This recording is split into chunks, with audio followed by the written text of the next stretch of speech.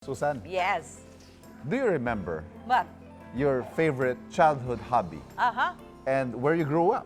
oh, parang plant, ha? Ano ka, sana ko no, syempre naman, wala akong nakakalimutan. Ikaw naman, what about you? What about your past and Of course, I future? remember. Okay. Of course, I remember. Yeah, I did no. not grow up in a farm.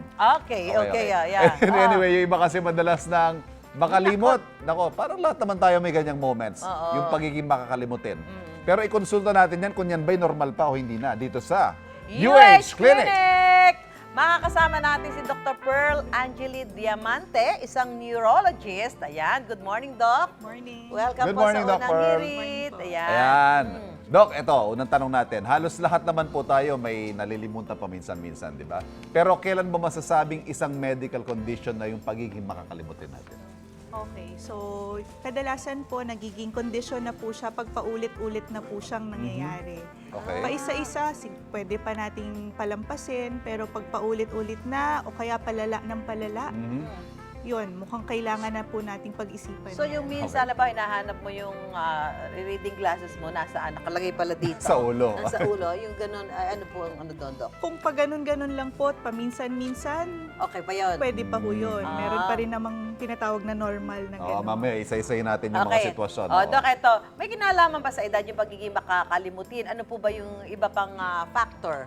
So, ang pagiging makakalimutin po, actually pwede po sa kahit na anong edad.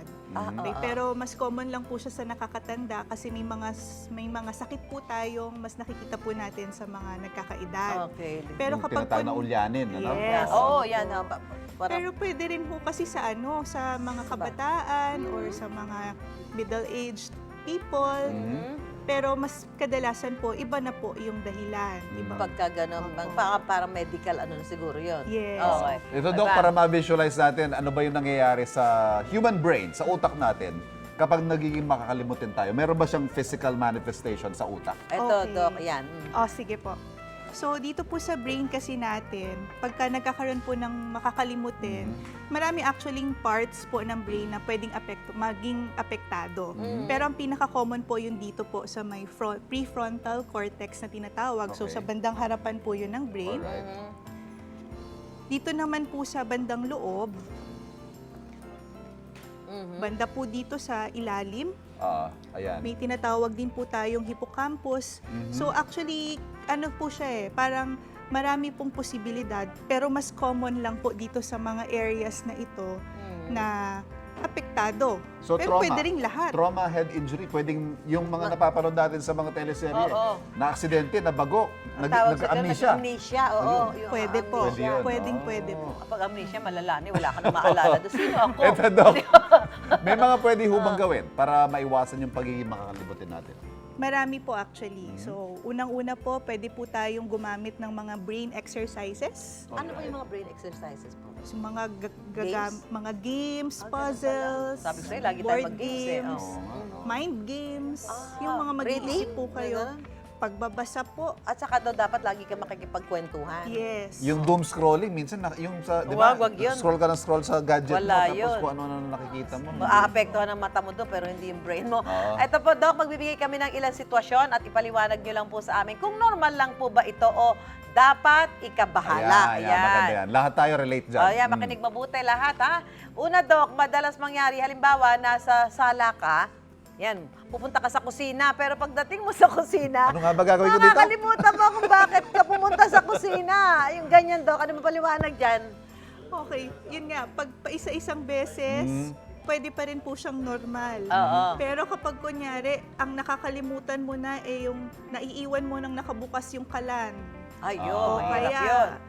nakalimutan mong may iniinit ka pala. Nako, oo. Yun. Yung Ah, mga mahirap. ganun. Sunog. Sunog ang aabutin Delikado mo na po doon. yun. Delikado so, na yun. kailangan na pong ipacheck. So yung gano'n, ilang beses dapat mangyari yun para medyo ma-alarm ka at kailangan mong pakonsulta? Sa isang araw, Doc, halimbawa. Wala naman pong eksakto. Wala. Wala pong eksakto. Pero pag paulit-ulit, Pero- diba? Yung Every regularity, day. Doc, no? Regularity Regular. or parang mas lumalala. Ano ang pangalan mo? Iban po, iban. Iban ka ba? Iban, Oo. opo, Libreng opo. konsulta po para sa inyo. Doc, ito naman.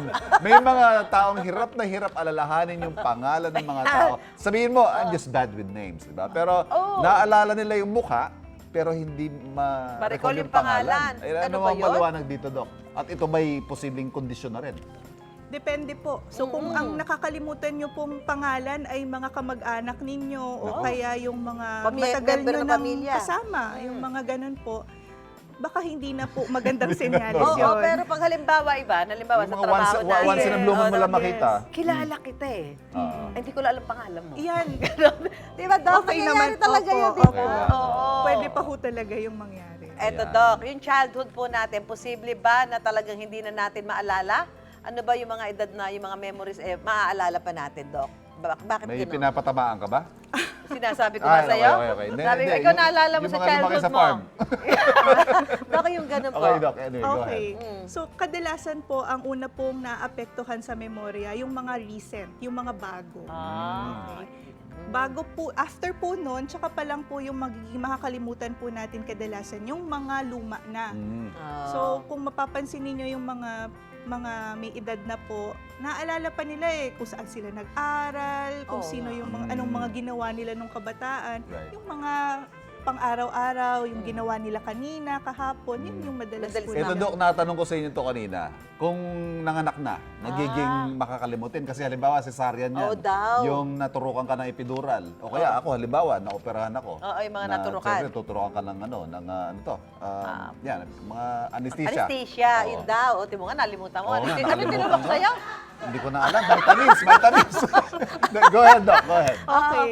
So yung sa gamot naman po, may mga ibang types po ng medicine o kaya kapag kunyari po, matagal po tayong nasa operasyon, pagka kunyari nabawasan po ng hangin or ng oxygen po yung sa brain, pwede po siyang mag-lead to problems with the memory. Nako. Pero hindi Kahit sa lahat ng momentary lang, ha? pagkakataon. Pero yung sa mga nanganak nga po, madalas, ay, malilimutin ka kasi nanganak ka, CS ka, naturukan ka ng anesthesia. Hindi Madalas po yun, naman. yun. Hindi Hindi naman. naman po siya. Sadyang Okay. baka nagiging malilimutin ka na. Ano ba dapat gawin, Doc, para mas mapatalas ang isip natin, maiwasan ng pagiging makakalimutin?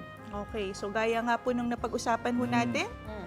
pag-ehersisyo, maganda po Basa. syempre. Yung physical activity Physical nakakatulong. activity. Okay. Nagbabasa po tayo parate. Sa'yo eh. May kausap na ibang tao, may kalaro, May kalaro.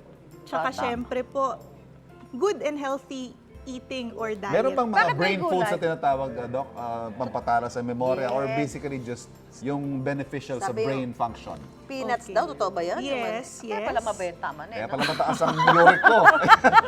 Ah, totoo yun? Yes, so mga nuts po will Ayan, help ayan. with May the mga memory. sample tayo dito. Nuts. Ah, wala Mga na, naubos. green leafy vegetables. Ayun. Kumain ka na Yan. kumain, di ba? Tama. Time goat Para man tayo yan. tumalino. No? Oh, kain tayo ng kain ng ano. So, lahat ng nuts. Nuts, yes. Ay. Tsaka mga berries. Berries? Strawberries, blueberries. Ganun ba? Yun pala eh. O yan, alam na yan. Tabi na yung mga nuts na yan. Ayun, no? Yan.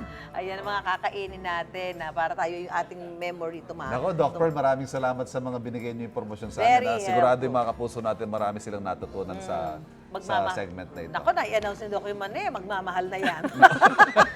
Nakausap po natin si Dr. Pearl Angeli Diamante. Yes. Thank you, Doc. Salamat. Mga pusa, wag po kakalimutan, sarili ay pangalagaan upang maging mas matalas ang ating isipan.